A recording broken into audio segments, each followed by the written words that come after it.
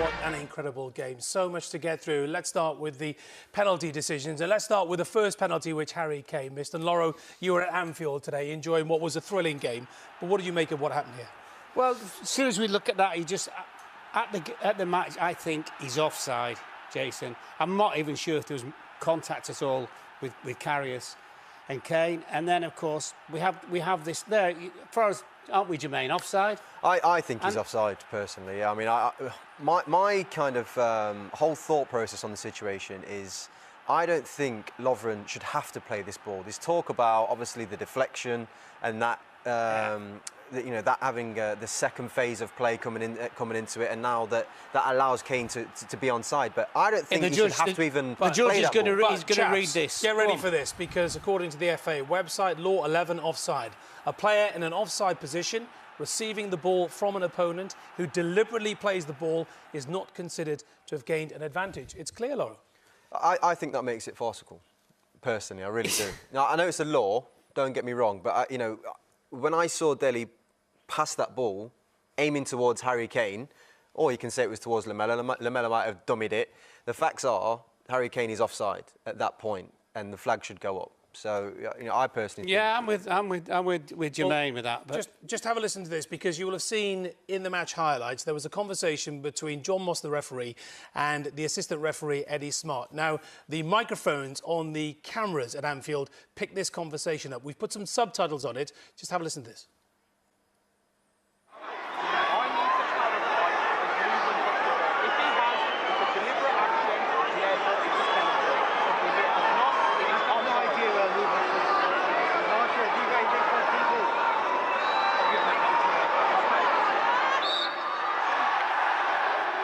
So, two things to pick up on there then, Lauro.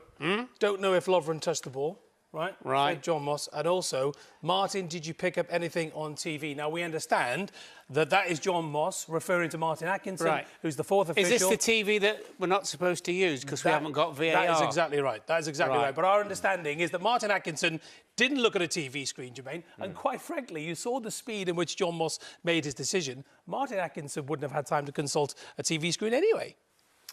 No, I thought that the linesman put the referee in an unfortunate situation there. I really do, because he obviously didn't have a clue whether Lovren touched the ball or not, and he'd already given the decision.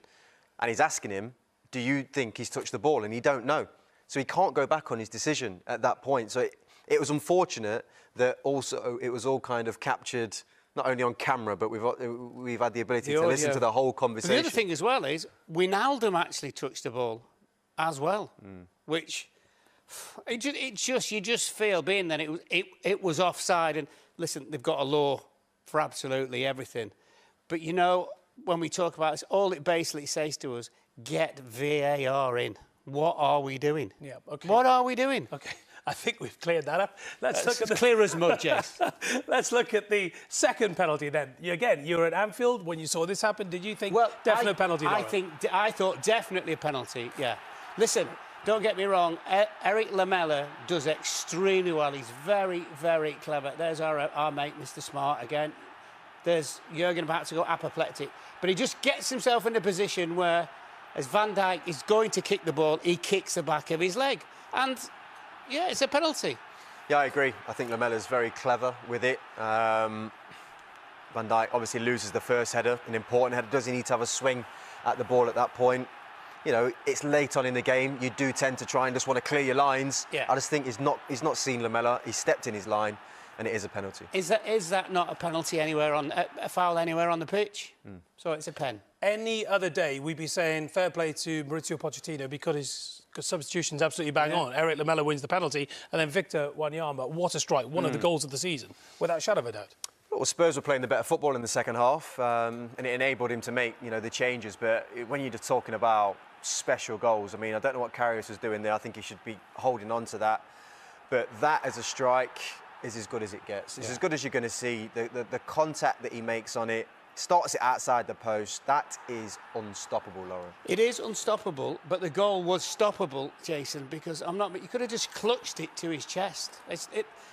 The original shot, actually, when we say a shot being kind to him, had no power in it at all. But this is sometimes what you get with You know, foreign goalkeepers, they want to punch or parry. If you're going to punch it to the side. It went straight back out. Fantastic strike, but not as good as Salah's goal. Well, I mean, we're about to see Mo Salah's goal as well. Now, it's the strength, it's the poise, it's the way he gets into that position. No, it's just the impossibility of how you score from here, Jason. How does this get in? They should re-nickname him Merlin. It looks like a little magician. Absolutely sensational. Really. And I mean, that little farcical bit, nobody knows where the ball is. Well, he did. And of course, once you're in the penalty area, you can't touch him. He's so quick. He has 3 or 4 steps to your one, and he does the goalkeeper for fun. Yeah, absolutely brilliant. You know what? To be doing it at that time during the game as well, spent a lot of energy, did a lot of hard work defending. He thinks he's won it. Well, he did at that point, yeah. I mean, you know, I think that's why Maurizio celebrated in the way he did when Harry Kane scored his penalty. So yeah, it was look, it was a great game of football, an unbelievable game of football that had obviously all that chaos for us to deal with just then at the end. You were very impressed, weren't you, with Liverpool first half?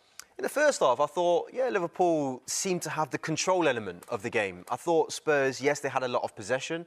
Never felt like they were going to score at all. I really didn't. I felt that Liverpool, they held their positions well. In the midfield especially, I thought the three of Henderson, Chan and Milner, were really influential in knowing when to press, knowing when to keep the lines between them and the centre-half tight.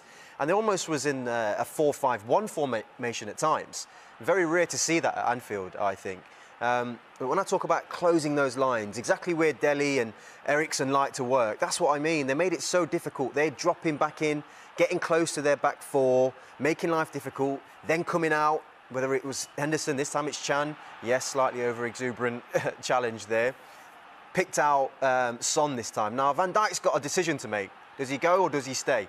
He comes out to fill that gap that I'm talking about, but look at the cohesion. Lovren spots what's going on, comes across, spots the danger of Harry Kane, and then the midfield do what they did best, I thought, in that first half. Get busy, win the ball back, and try and get themselves back on the attack. In the second half, they lost all of their energy. The gap started to appear. One pass has gone through your whole midfield. That's where Dele likes to operate. As soon as he starts picking balls up in that area, you're in trouble. And Spurs in the second half were far more dominant. They absolutely looked like the team that was going to go on and win the game at this point. I would agree totally. And again, another instance of just Dele doing what he does best, getting the ball in those spaces, causing problems. And in the end, I thought a draw was a fair result on that basis. You know what, Jason? It's in Liverpool's DNA that they must attack. And the problems are, and there's a caption for everyone to see, from winning positions, the number of times they cannot manage the game as a team. And that is a massive problem to them. You know, win 2 or 3 of those games and you're second in the league. And I know Klopp plays absolutely fantastic, exciting football, but there becomes a time in a game where you say, right, you know what? 1-0, let Tottenham have the ball. Let's all sit in and wait. And it's not as though they haven't got great pace to play on the break, because they've got fantastic pace, as everybody knows. But they just cannot do it. I think it's a little bit personnel-wise. I think it's a little bit leadership in terms of somebody saying, you know, hey, we have what we hold. But that's always going to be a problem. It's one of the great things about watching them, because when they go forward, they're brilliant, but they do have quite a few blips. They are indeed very entertaining. OK. Next, it's Crystal Palace. See a Jason McAteer whose emotions fluctuated. Like a roller coaster. Gianfranco's with us as well. But in fairness, Jason did say when Kane had missed his first attempt, well, a draw's a fair result. Which was just before Salah scored and he thought he'd won it. Been on a roller coaster of emotions there. That's not good. What an extraordinary stoppage time finish. Right, let's try and sort out what we've just seen by way of a conclusion to the match at Anfield. 1-1, late on. Spurs get a penalty. Should they have had a penalty? I think when we joined the linesman and the referee, I think John was saying, I've no idea whether Lovren touched the ball. I'm giving a penalty anyway. But the liner was right, wasn't he? Listen, it doesn't matter whether Lovren... No, it doesn't. It doesn't. He was off. He was off, so yes. Where the linesman got it wrong is he should have flagged. The offside is taken when Dele Alli plays the pass. Ball, yeah. That's the moment we have to see where Harry Kane is. As soon as Dele Alli plays that ball, that's where Harry Kane's decision, off or on. He's off. Now, the fact that within a yard it hits someone. Lovren? No, Lovren's back in 18 yard No, line. I think it's Lovren. No, someone right there. Right by Dele Alli blocks it. Oh, sorry. What I'm saying to you, who goes and challenges? Chan, maybe. It's Wijnaldum, is it? As he plays that ball, it hits him. Then Lovren plays it there. So the fact that Lovren had a swipe at it is irrelevant. That doesn't matter. It's when Dele Alli plays the ball. It is, yes. Right? That yard, so it as soon as Dele Alli played the ball and the linesman looked across, he should have flagged. He didn't. Is there a debate here? No, he catches his foot. But how much of... Doesn't matter.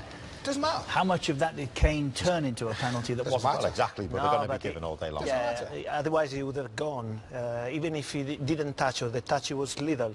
Anyway, he Maybe he stopped should have him stayed from... on his feet and just scored.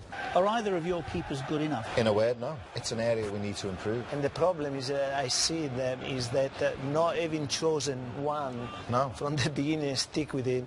You know, both of them, they are a little bit unsure at the moment. You can see it's very edgy. Fragile, aren't they? They're The pair very of them, fragile, yeah. because otherwise there is an opportunity to catch the ball. It's so easy to catch it. Can I just have one word of defence for the goalie in that respect?